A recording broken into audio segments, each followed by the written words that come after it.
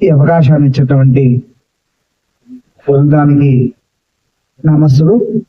అలాగే నా చేతితో చూపించినటువంటి మా గురువు గారికి అంజలి ఘటిస్తూ, గుమ్మడిదల గ్రామం ఒక 3 గ్రామాలతో సీతారామపురం, మన్నెగూడెం, మేలుగిరిపేట 3 కలిసి కాపయ్య నాయకుడు కాలంలో నిమితమైనటువంటి గ్రామం. ఊరు చుట్టూ కందగం, ఆ కోటలో అలాగే బురుజులతో కూడుకున్నటువంటి గ్రామం. అక్కడ బురుజుపై 1203-224 రోజులు శాలీవాహన శకం అనేటువంటి చిరు లఘు శాసనం కూడా అక్కడ ఉంది. పాత గ్రామాలైనటువంటి మేలుగిరిపేట వద్ద ఇస్లామిక్ శైలిలో కట్టినటువంటి 2 అంతస్తుల గదులతో కూడినటువంటి కోనేటి నిర్మాణం ఉంది. దాని పక్కనే శివ వైష్ణవ ఆలయాలు ఉన్నాయి. చక్కగా అక్కడ ఉన్నటువంటి శివుడి ఆలయంలో ద్వారబంధంగా గజాభిషేకం చేస్తున్నటువంటి లింగానికి గజాభిషేకం చేస్తున్నటువంటి ఒక శిల్పం అక్కడ మనం చూడవచ్చు. చాళుక్య కాలానికి సంబంధించినటువంటి గణపతి విగ్రహం అక్కడ ఉంది. అలాగే మన్నగూడెంలో ఉన్నటువంటి శివ వైష్ణవ ఆలయాల్లో ఒకటి ఆదినారాయణ స్వామి ఆలయం. దాన్ని తీసుకువెళ్ళి కొడగంచులో ప్రతిష్ఠ చేశారు అని చెప్పడం జరిగింది.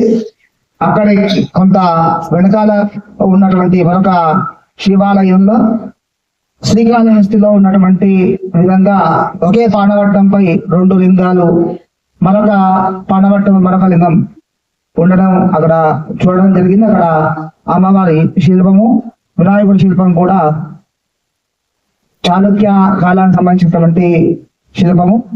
అలాగే గ్రామానికి జాతీయ రహదారి దగ్గరలో ఉన్నటువంటి వ్యవసాయ స్థలంలో వినాయకుడు అలాగే నాగుల విగ్రహాలు ఉన్నాయి. అవన్నీ కూడా మనకి 9వ శతాబ్దానికి సంబంధించినటువంటిగా తెలుస్తూ ఉంది.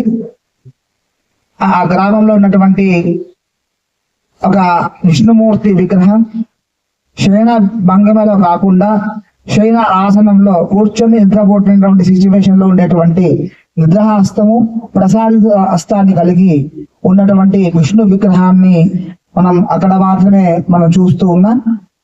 ఊర్లో ఉన్నటువంటి అక్కడ కుతమై ఉన్నటువంటి రాములవారి ఆలయం, ఇవన్నీ ఆలయాలన్నీ కూడా 16-17 శతాబ్దాల్లో ఊర్లో ఉన్నటువంటి శివాలయం కానీ, మేలుగిరిపేట కానీ, మన్నెగూడెం కానీ ఇవన్నీ కూడా 16-17 శతాబ్దాల్లో కట్టినటువంటి ఆలయాలు. చక్కటి డిజైన్లో సంబంధించినటువంటి అలంకారాలు కూడా అక్కడ ఉన్నాయి.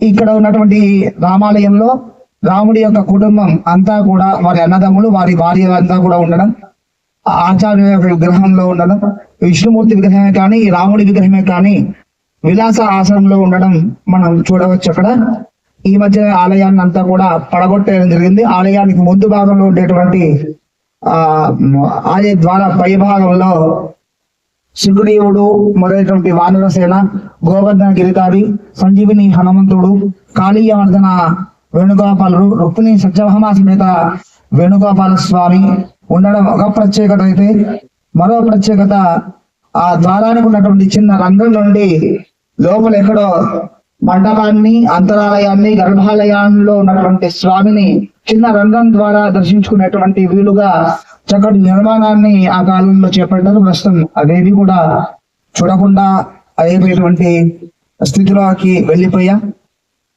ఈ యొక్క గుమ్మడిదల గ్రామంలో మనకి చిత్రబొమ్మలు కానీ, జానపదాన్ని చెప్పినటువంటి కోలాట, జడకోలాటం కళారూపాలు కూడా ఇక్కడ జరిగినాయని మనకు తెలుస్తూ ఉంది. అంతేకాకుండా కేవి సుందరాచార్యులు, కేవి ఆపలాచార్యులు, కందాల సుందరాచార్యులు, సిహెచ్ లక్ష్మణ చక్రవర్తి వంటి ఎంతో మంది సాహిత్యకారులు ఈ యొక్క గ్రామంలో తన యొక్క జీవనాన్ని సాగించారు. శ్రీవీరల బాగయ్య పురాతన వారసత్వ సంపదల్ని కాపాడుకునేటువంటి రీతిలో ముందుకు సాగాలి, వాటిలో ఉన్నటువంటి గొప్పదనాన్ని గుర్తించి వాటిని ఏమైనా చెడిపోకుండా ముందు తరాలకు అందించే విధంగా కొత్త ఆలయాన్ని కట్టకుండా, కొత్త వాటిని నిర్మించకుండా పాత వాటిని పునరుద్ధరణ చేస్తూ ముందుకు సాగితే వాటి యొక్క గొప్పతనం ముందు తరాలకు తెలుస్తుంది అనేటువంటి ఆలోచనతో మొట్టమొదటి ప్రయత్నంగా ఈ యొక్క గుమ్మడిదల గ్రామాన్ని తీసుకోవడం జరిగింది. ఈ యొక్క పరిశోధన పత్రం సమర్పించడానికి సహకరించినటువంటి శ్రీరామజు హరగోపాల్ గారికి, మా గురువర్యులకి, అలాగే గుమ్మడిదల గ్రామస్తులకి, ప్రోత్సహించిన అందరికీ కూడా ధన్యవాదాలను తెలుపుతూ నమస్కారం. అందరికీ కూడా ధన్యవాదాలు. కృష్ణాచార్య గారు ధన్యవాదాలండి. వీరు అంటే మా గుడిని ఒక ఆఫీస్ లాగానో వాళ్ళు పనిచేసుకునే ప్రాంతంగానో కాకుండా ఇవాళ చారిత్రక కేంద్రంగా చూడటం అనేది కృష్ణమాచార్య గారి దగ్గర చూస్తున్నాం. దాంతోపాటు చరిత్రను తవ్వాలి, తెలుసుకోవాలనేది మీ దగ్గర నుంచి నడుస్తుంది. రెండవది వారి గురించి చెప్పాల్సిందంటే చరిత్రకారుల పట్ల వారికి ఉన్న ప్రేమ. ఉదయం నుంచి మిగతా కెమెరామెన్స్ కూడా రికార్డ్ చేశారో లేదో తెలియదు, కానీ తను మాత్రం కంటిన్యూస్గా యూట్యూబ్ రికార్డ్ ఇస్తున్నారు. ఫస్ట్ నేను రాగానే చూసింది ఏంటంటే కెమెరా అక్కడ పెట్టేసి ఆయన కింద కూర్చున్నారు, కాలు ఇట్లా మడపెట్టుకొని. ఎందుకు కింద కూర్చున్నారు? చైర్లో కూర్చొని నేను అడ్డం వస్తాను కదా హెడ్ వెనకొడ కంటే పర్లేదు సెట్ అవుతారంటే కూర్చొని చేస్తున్నారు. సో ఎంత దానికైనా సహనంగా ఉండి చరిత్రకి హెల్ప్ చేయాలి, నిలబడాలి అనేది వారి తపనకి అభినందనలు.